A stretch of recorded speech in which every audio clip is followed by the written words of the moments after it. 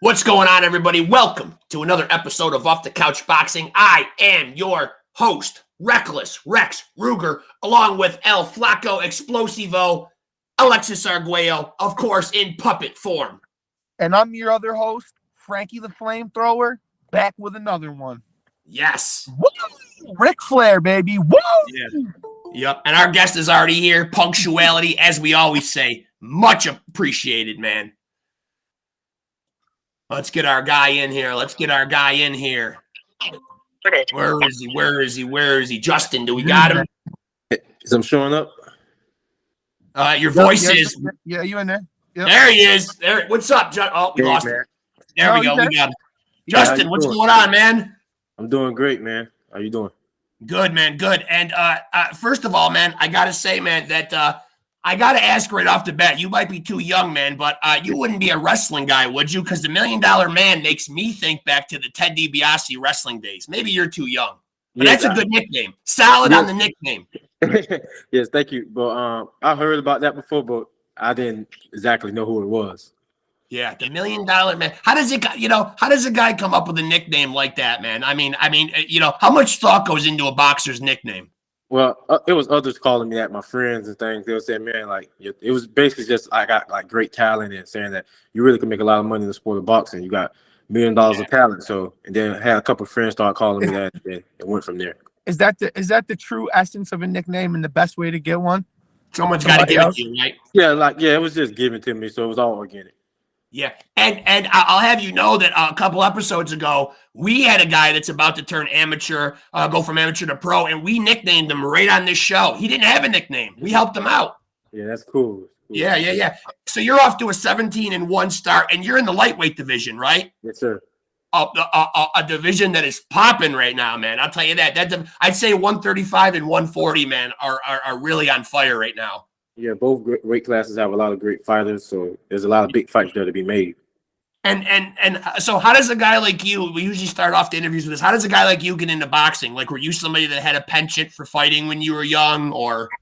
Well, my father, he did like a lot of training, and he was around a lot of boxing growing up. So from the time I was young, like my dad just started training us. Like before I even was 8 years old, before I could compete, I was already training. So as soon as I turned 8, I had my first amateur boxing match, and boxing has been my life since then. I'll tell you what, people always shame the dads, talk bad about him, like Bill Haney and Teofimo's dad and guys like that. But truthfully, there ain't no other way to boxing. If your dad didn't take you there, then you probably didn't learn about it. Yeah, that's true. I think it's great to have a parent push you and to help mold you, and even if you don't go on to be a pro boxer, it's just instilling hard work in you and discipline. So I think that's great to have that. I mean, but your father's molding you, but are there any guys, though, that you kind of put up on a pedestal, like when you were getting started, that you kind of looked at as like idols, or that you emulated? Did you have a favorite guy when you were coming up? Yeah, so, well, of course, like my dad came up watching a lot of Sugar Ray and all those guys, so I would watch the Fab Four, and I grew to like Tommy Hearns and Hagler. I really liked those guys. Then I liked the Floyd Mayweather, so those were my favorite three. Yeah, I'm glad you brought up. I don't know if you ever read books, man, but on that audio book thing on the iPhone, man, I'm listening to that Sugar Ray Leonard book right now. Yes. Yeah, Sugar Ray had a career, man. The thing I like the most about Sugar Ray Leonard, man, in his book, just to get off topic for a minute, though, is because he's a guy that doesn't shy away from telling you the dark shit that happened in his life. You know what I mean? He wasn't faithful to his wife. He had cocaine problems, but he lays it all out in the book, though, man. You got to respect the guy for that. Yes, sir. Yeah, and so, are there other guys in the sport, like when you're competing in the sport, are you able to step back, from a fan perspective and watch other guys in the sport that are currently competing and be a fan of any of them? Absolutely, I'm a fan of the sport of boxing, so I watch guys who just coming up, guys who are at the same level as me, or guys that can be a little bit ahead of me still. Yeah. I'm a fan of all fighters. I really enjoy just watching the sport, like. So that's mostly what I do in my spare time. I'm either watching boxing or other sports, but there's a lot of great fighters, and it's fighters that I like. I like to tune in and watch now. We usually don't ask this question this early, but it's just on my mind because there's a Misfits boxing on right now. Yeah. I'm curious, what's your make of all these like Jake Paul, Logan Paul like style fights? Is that something that like you're into, or not so much? Well, I'm not really too much into it. I don't think it's bad for the sport. I don't know if it's good, but I'm really not too much into it. I really don't get into watching the YouTubers fight. So I don't know. It feels very, yeah. It feels very. It has a very pro wrestling feel. You know, to me, like it seems like one big gimmick. You know. Yeah, it's kind of. Well, I can respect. Jake Paul. He's helping a lot of young fighters out too. So He is. Yeah, he's getting people paid. He's getting people paid too. Yeah, yes, he's paying the guys the right money guys deserve. So he is helping the sport. But me personally, I really don't too much watch a lot of the YouTube fights. If he came along though with a card and you could fight a guy, a real fighter on his card, you would work with him. Well, it's all business, so whatever makes sense. And my team thought it was a good idea. Of course, I would do it. Right. That's a surefire way. That's a surefire way to really become the $1 million man, right there. You get out of Jake Paul, and you get out of Jake Paul card. You know, so they got you listed. Yeah, on BoxRec, as we just mentioned, you're a lightweight. Is that the weight that you're always going to stay at, or do you feel like there will be possible weight changes in your future? Maybe. We never know what the future holds. So maybe 140 in the future for another bigger fight. So I don't know. But right now, I'm mainly focused on the 135 division. That's why I'm ranked at. So I want to get my title at 135 first, and then we never know what comes next. And do you usually typically walk around, you know, in the neighborhood, you know, of your fighting weight, or are you somebody that really has to like cut a lot of weight?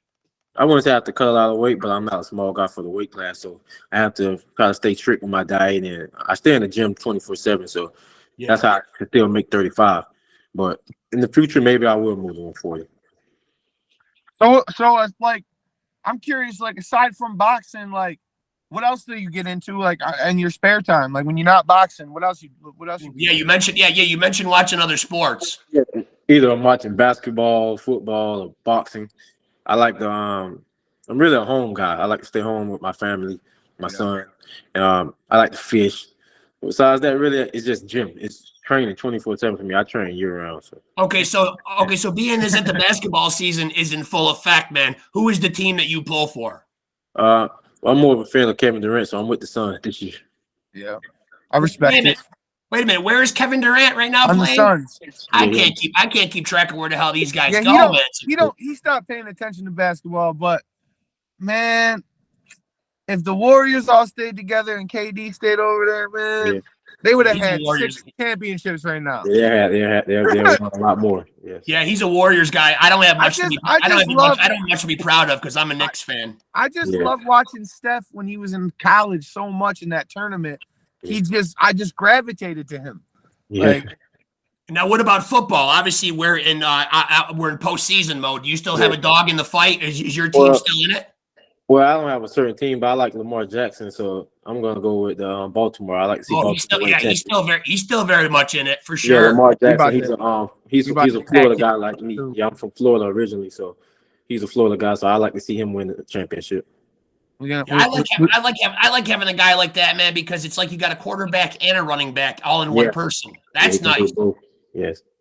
I'm a Bills guy, man. So I feel like we're gonna end up seeing y'all. Yeah. I'm a Josh Allen fan also, so I like those guys too. Yeah. And so obviously I mentioned at the top of the interview all that talent in the 135 division. You know, you could put on your promoter hat right now and you could make a fight with anybody in that division. Who would you love to be in the ring with? Well, any of the guys that's at the top. Like, I don't know where all the belts gonna go once. I know like Haney moved to 40. He vacated, yeah. Yeah, so any of the top guys, it don't matter to me. I want to just fight whoever gonna have the belts. That's why it ain't a certain fighter necessarily. It's just all about the belts for me. I want to get the belts at 135, then we'll go from there and make the unification fights or whatever's next. So any guys who rank for the belts, the top guys, that's what I want. I saw today, I believe, I don't know if this is true or not, but I saw today that Tank Davis is going to fight Matias for the belt at 140. Nobody wants to fight that guy. Jesus Christ. I seen it today. I don't know. Yeah, I've seen some rumors on that. You never know what's true these days. They put out so many different things. I know. But no, on the promoter cap thing, though, I'm curious to ask you if you could put your promoter cap on and make any fight at any weight between just two random guys that you are a fan of, what fight would you love to see? Right now, I'm That's happy. a good question. I'm going to chime in and say that while you're thinking about that, I'm happy that looks like we're finally going to get Beater Biev and Bivol. I'm looking forward to that. That's a good one. I probably like to see Canelo versus Benavidez. Yes. Yeah. Oh, that's our fight. That's our fight. Man, that's our fight too, man. I don't know if it's going to happen or not, man. But you know, a lot. We've had a lot of boxers on here.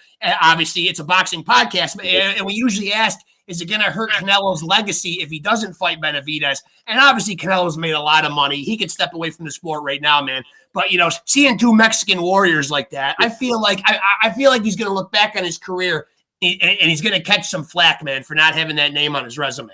Well, of course, if he don't fight him, people always have something to say about it. But they are. Canelo has made his name for himself in the sport, also. So. Yeah, he has.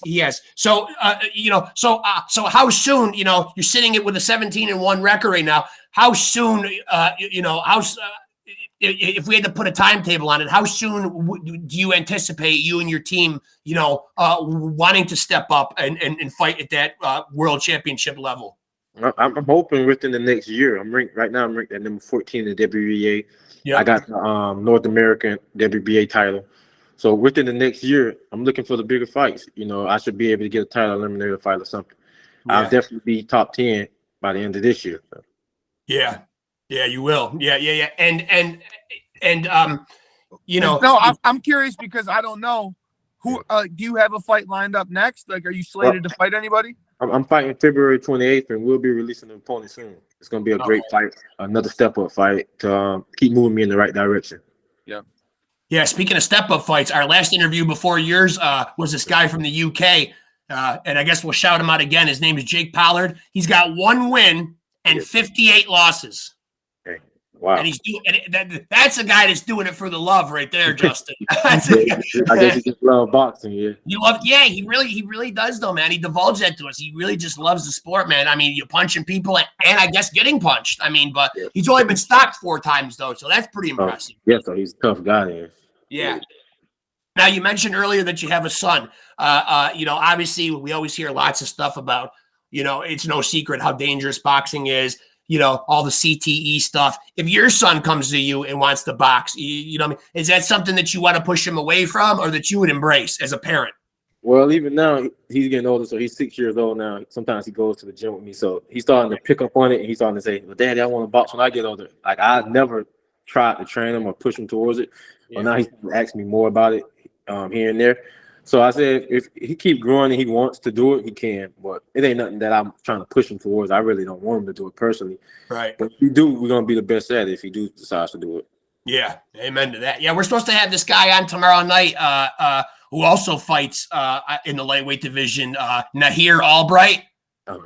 And I don't know how you feel about this. I just want to get your opinion. He's the guy that fought Keyshawn Davis last, and Keyshawn won the fight, but it got turned into a no contest because he tested positive for weed, which I don't think is a performance-enhancing drug. I mean, I smoke a lot of weed, and I don't think it's ever made me want to feel like I want to get up and fight somebody. Usually I want to go eat a half gallon of ice cream and go to bed. So I don't know how that proves to be an advantage, but what do you think about that? Like when you weigh in on something like that, do you think that the decision ought to be flopped around like that over weed? Well, I guess the state they was fighting in, I guess it's still illegal here in Texas. So I feel as if you gotta just follow the rules for the state we're fighting in. I don't think it's an enhancement at all. It's like from what I know about it, but I think if he was fighting in Nevada, for instance, I think they took that out. That's not illegal for fighters to smoke and fight. Yeah. So me personally, I don't think it's an enhancement. But at the end of the day, we have to just follow the rules that set forth for whichever state we're fighting in. So But do you think that, like, if you took a fight on 3 weeks' notice, and you were smoking, and you were smoking, and it was in Texas, you can't really drain that and get it out of you, even if you stop. Yeah, that's tough. You know what I'm saying? Like, what if there was a situation like that? He really got overturned and he wasn't smoking. He just was smoking and now he's not. I don't know. That's a sticky situation. He might. That's a angle. He probably should have just informed his team on that one. Yeah. I don't smoke in that, so I don't know the most about it. But he probably should have told his team, look, man, we might want to pass this one by because I'm going to pitch 30. To wait a little while, or we need to fight in a different state on another. Yeah.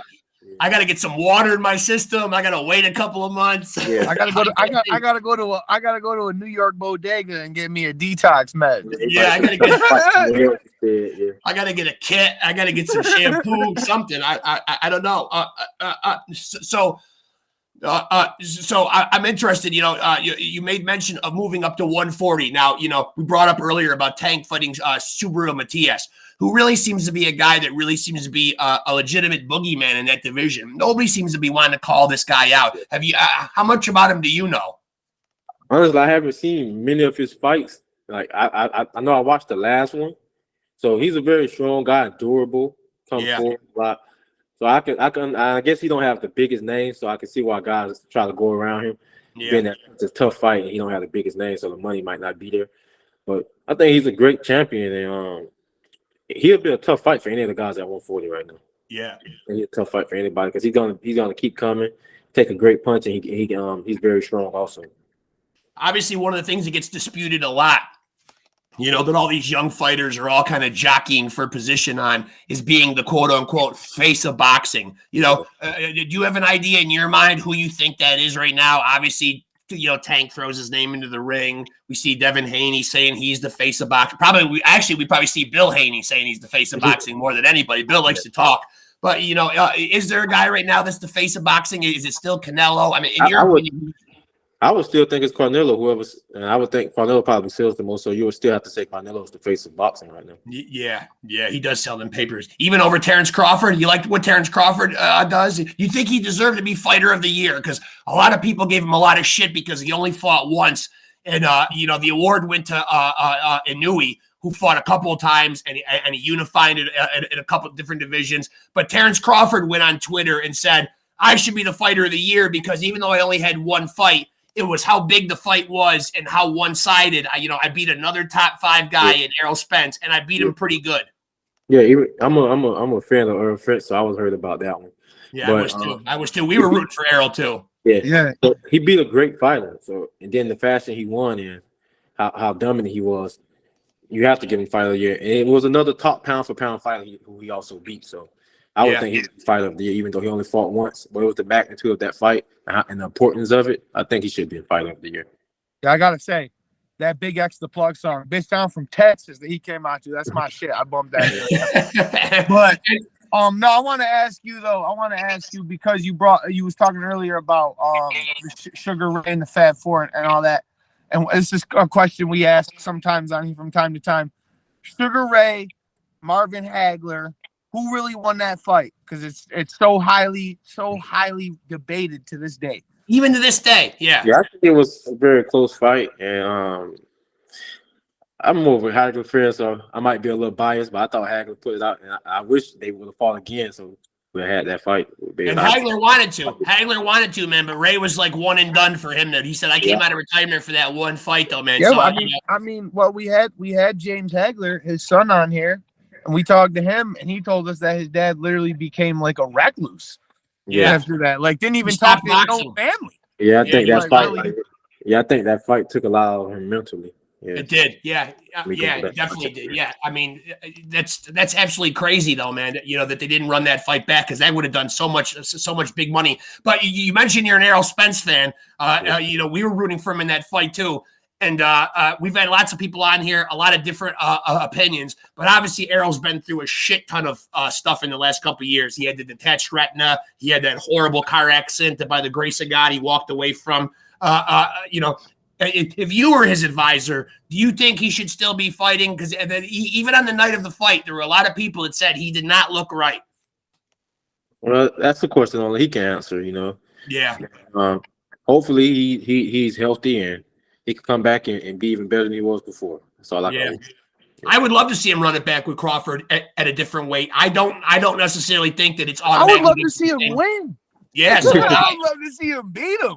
And then we get a trilogy. I mean, that would make sense, right? I don't know. I don't know if Bud's going to stick around for that long. I mean, he's getting up there in age too, man. But it looks like what's going fighter for quite some time. It looks like what's going around on the boxing sites right now, though, is possibly a Terrence Crawford and Tim Tszyu fight. So that just doesn't have the same allure as Bud running it back with Errol, though. You know what I mean? Yeah, that's another big fight, which I would lean towards Crawford in that fight, even though he's moving up. Oh yeah, it's because hard to lean. Tim Tszyu, when you watch him though, he's there to be hit. Yeah, he a guy is. like Crawford is gonna work that. Yeah, Crawford. I could see Crawford maybe stopping him late. Like, I think Crawford can get him out of there. I think another thing, though, to piggyback on what we were saying earlier about Crawford being the fighter of the year, let's also not forget, man, that he not only went out there and beat Spence the way he did, but he did it southpaw the whole fight, which was pretty crazy, Yeah. Well, me personally, I think Crawford fight better from the southpaw side. So do I. I'm glad you said that. So do I. That's pretty amazing. Because obviously we see guys in baseball that switch hit, you know what I mean? Like, we see guys in basketball that can finish with the right or the left hand, but you don't see a lot of guys switch hitting in boxing and do it that well. You might see guys switch for a couple of minutes or something. Got to sneak this in there. We see LeBron James, the greatest basketball player of all time, doing his thing every night. I agree with that one. You do agree with that one. Yeah, not that LeBron's the greatest. Oh, you disagree. You disagree. So who is the greatest? Clear it up for him, Justin. Clear it up. Well, I ain't gonna say he's the greatest just because I was a Kobe fan too growing up. So I love Kobe Bryant, man. Yeah, Kobe. I feel like, and I wasn't a Cavs fan. I'm not a LeBron fan. I wanted to see him lose all them finals against Steph. Steph's my guy. I wanted him to win all them. But to me, when LeBron ellipsed that scoring record and to be top 10 all time in rebounds, top 10 all time in assists, like that's something like that's unheard of. Yeah. Like you just can't fathom a guy who did all those things. Like, yeah, it is pretty crazy. Obviously, as a father and son, the two of us, well, obviously we're from different eras. So you're never going to convince me that anybody was greater than Michael Jordan, but that's the era that I was in. You know what I mean? I got Jordan tattooed on me. I know. You got the jump man. Mike's I can't even argue. Yeah. And so I got to ask you about another 135-pound fight that we saw this past year, and I'd like to get your take on it. Who did you think won the Lomachenko-Haney fight? I thought it was a very close fight, and I like the way that Haney closed out. Yeah. And maybe the fight, I think he probably could have went either way. It was a fight. Haney landed a lot of body shots, and Lomo landed a lot of eye-catching head shots. Yeah. So it was a very close fight. I would have liked to see him do it again. I'm actually glad you say that because as much time as me and him have spent talking about that fight, dude, I feel like 115, 113 for either guy. Yeah, it's the right score. Me. Yeah. Like I would have been like, "Yep, that was it." Yeah, it almost reminds me of the Hagler-Leonard fight because that was 115, 113 either way for either guy too. Yeah. Yes, and I guess probably the business of boxing being that Haney is a young fighter, like it was smarter for him to win. Again, back-to-back times to quote another Texas guy. Yeah. The politics, Reggie Johnson. Politics. Yeah. Politics. Unfortunately, it weighs into boxing a lot. Now, do you ever worry about that in the back of your mind? Because you got 8 knockouts. Would you consider yourself more of a boxer puncher? You're not a guy that's getting a lot of knockouts. Do you worry about when a fight goes to the cards? Because we have seen so many bullshit decisions in boxing. I'll come right out and say it. Obviously, we see some shit scores sometimes. We even see some shit stoppages from the referees, Yeah, it's a lot of politics that go into it, but when I'm going to a fight, I'm never worried about the judges. I could just focus on going out there. I just like to focus on going out there and being the best version of me. Yeah. And I believe as long as I'm dominating and dominating fashion, I'll get the nod each time. Yeah. Do you ever wonder or I don't even know if you've gone through this, but do you ever think about when you're in that big fight and it goes to the cards and you feel like you did enough? How is that? My question basically is it's hard to live with knowing that you won but not winning. Yeah. So how do you do that? Okay, well I probably only experienced that feeling once, and that's in the one loss I have in the split decision where it went to the card. I thought I won the fight. Then when I started hearing this, I'm like, man, this is crazy. So I had that happened to me once with the one loss.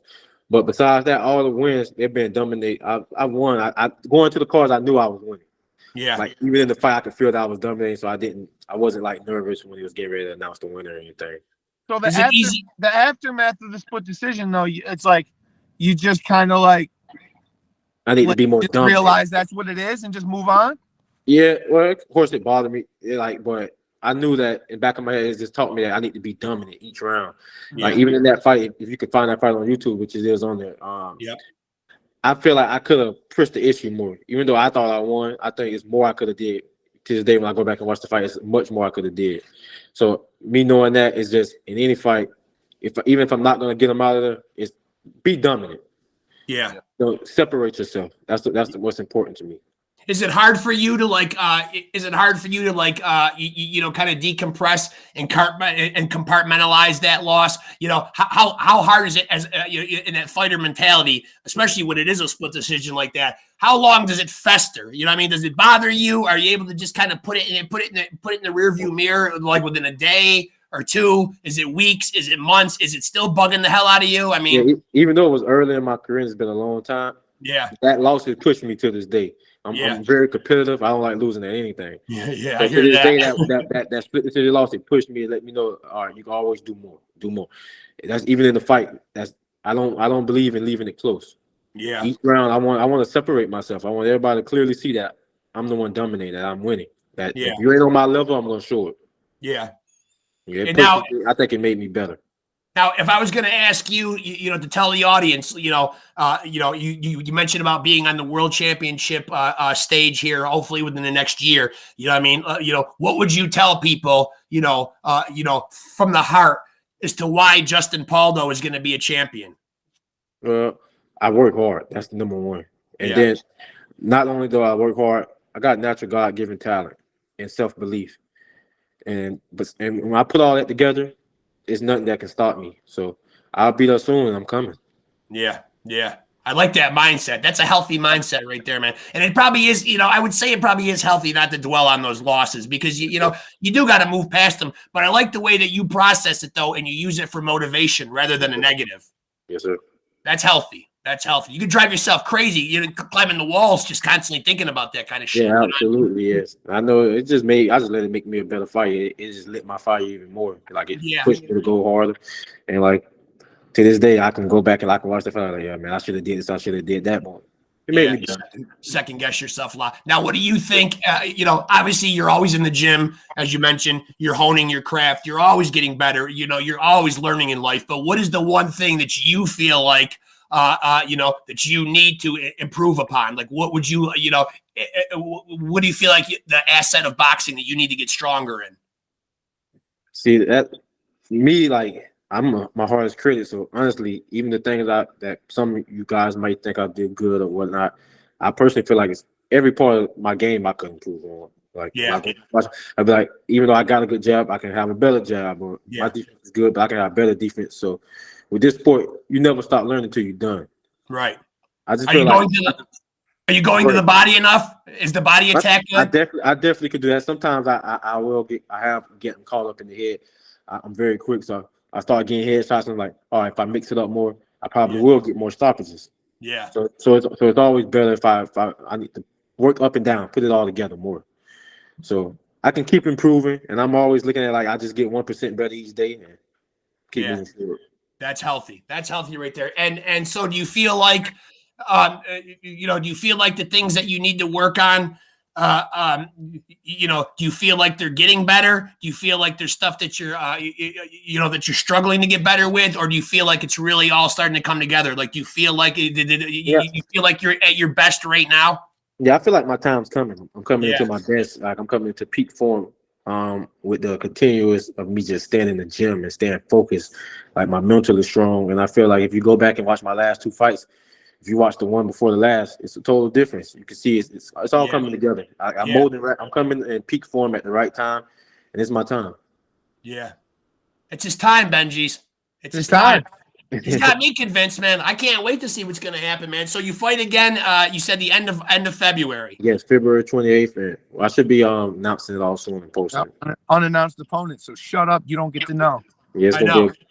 Shut up. You don't get to know. We just get to spring this guy on you. Well, whoever he is out there, and he don't even know who he is yet, but he's in a lot of fucking trouble, man. Right? We can at least tell him that. Because the $1 million man, baby. Yeah, yes. The $1 Million Man is coming for you, man. So, I'm not so sure that, I'm not so sure with a name like that you just, I feel like success is almost a given, man. You got a great nickname, man. Sky's the limit. I mean, Floyd Mayweather didn't start calling himself Money Mayweather until about halfway through his career. You're already starting out the $1 Million Man. Yes, well, maybe after I make the first $1 million, then I might go into something else. Yeah. You got to think about life after boxing. You know what? You got a very pleasant way about you. There's always commentating. You know what I mean? You seem like a knowledgeable guy and a student of the game. You know. We never know. That might be something that I do after boxing. Yeah. I really love the sport, so yeah, I can see myself doing it. Yeah. Now, is that anything that you've thought of, though? Like, as I mentioned in the last interview, obviously, I mentioned it even talking about, like, your son. Obviously, people worry about the head injuries and all that kind of stuff. Have you thought yourself, and I don't know how old you are, but have you thought about a stop date on fighting, or I'd like to not be fighting past this age, or have you not thought that far ahead yet? Well, I thought about it. I'm 29 years old now, and I figure before I'm 35, I'll be done. About 35, I don't plan on fighting up until my 40s or anything. Yeah. So in the next coming years, I plan on getting everything out of this sport I deserve. Yeah. You was born in 94? Yes, sir. September 8th. So was he. Yeah. Yeah. So look, man, I mean, we really appreciate you doing this. I'm glad we finally got a chance to do it. I know we talked last weekend and you were having some power problems down there in Texas, man. What did you guys get hit with a storm down there? Yeah, we had a winter storm, well, not even much snow. We had like a little ice, and it was like in the 20s. And like here in Texas, I guess we just unprepared for those things. So I know everything up. Yeah. We're in upstate New York. We're very prepared for those things. we not used to the cold here, and then me being from Florida, it was horrible. I'm sitting out in my truck right now, man. I think it's 0 degrees outside. About 0. Yeah, it was about 35 this morning here, and man, that was freezing to me. Hey, let me tell you, Justin, man, you don't want to go out in this kind of fucking weather and do your road work. Let me tell you that, man. Yeah, no, it's not for me. Yeah, stay on the treadmill, stay in the gym. Listen, man, we really appreciate you doing this, though. I hope you'll stay in touch. We'd love to have you back on again from time to time, man. Don't forget about Off the Couch Boxing. We're team $1 Million Man. We're saying it now. That's a fact. Yes, thank you guys, man. I thank you guys for the opportunity to come on here and talk with you guys. Of course. And, man, it was a great interview. Thank you. Yeah, we appreciate it, man. We had a good time, man. We wish you all the luck in February. We'll be watching. You, man, keep us posted, man. Reach out to us on Facebook. Let us know what's popping with the career, man. Yes, sir. Thank you. Yeah, good talking to you, brother. Much love, man. All right, thank you. Later. Another good young man. Listen, man, I want to reiterate again, and I don't like to toot our own horn often. Well, I guess I probably do it quite often. But where else are you getting this kind of variety out there from boxing podcasts? Legends, guys you don't hear from, guys you may not have heard from in a while, guys on the come up, man. You're getting the most fantastic blend of boxing interviews right here on this channel that you got your eyes locked on right now. So you should be already, if you haven't by now, hitting the like and subscribe and the notification bell. If you haven't, you're a fool, man, because there's way better shit coming, man. Guys that you can't even believe that we've landed. It's a matter of time before we're talking to Tyson. It really is. Mike, come on, man. Fellow New Yorkers here, Mike. I got to say, our last interview, man, we reached out to a brother way over in the UK, man. Listen, man, we're taking Off the Couch Boxing International. We've gone to Ireland. We've gone to the UK. Where won't we go? We're taking it global. Yeah, we're global, dude. You can start calling it the Off the Couch Boxing International Edition. Right. That's what we had, man. That's what we're going to continue to have. We love these guys on the come up. That guy, the $1 Million Man, Justin PAULDO, a guy in the lightweight division that's on the come up, 17-1, 8 knockouts, man. He's looking to make some noise here in the next year. So 135-pound division, maybe even 140-pound division. Watch out, because the $1 Million Man is looking to get in there, get his shit by 35 and bounce. So some heads are going to fucking roll here, man, because he's looking to make big shit happen, man. We salute him for that, man. Of course, we appreciate him coming on, man. And, again, another friend of the show. We hope, man, we're definitely team Justin PAULDO. And appreciate him coming on, man. Like and subscribe. Hit the notification button. Follow us on Facebook at Off the Couch Boxing. Shout out Justin PAULDO. Shout out Gary Busey, because I can go 15 seconds with anything. Yes, and remember, kids, if you want to be a champion, then you've got to roll with the champs.